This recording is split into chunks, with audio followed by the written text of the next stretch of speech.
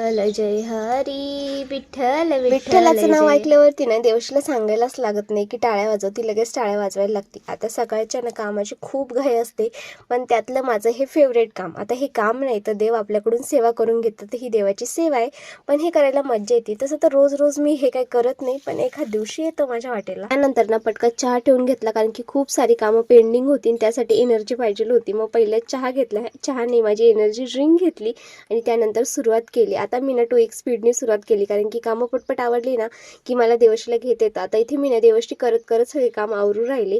तर पहिलं पटकत किचन आवरून घेतलं, कारण की माझं कसं आहे, पहिल्यांदा किचन आवरायचं, नंतर झाडू मारायचं आणि मग फरची, हे माझे रुटीन सेट आहे.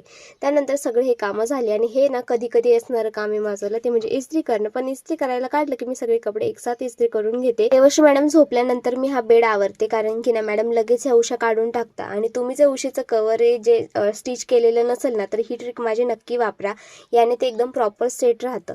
आता बेड सगळं आवरून झाल्यावरती माझं मॉर्निंगचं सगळे कामं पूर्ण होता. तर असं होतं माझं आजचं मॉर्निंग रुटीन. तुम्हाला कसं वाटलं मला खाली कमेंटमध्ये सांगा. व्हिडिओ आवडला असेल तर लाईक करा, सोबतच माझ्या चॅनलला सबस्क्राईब करा.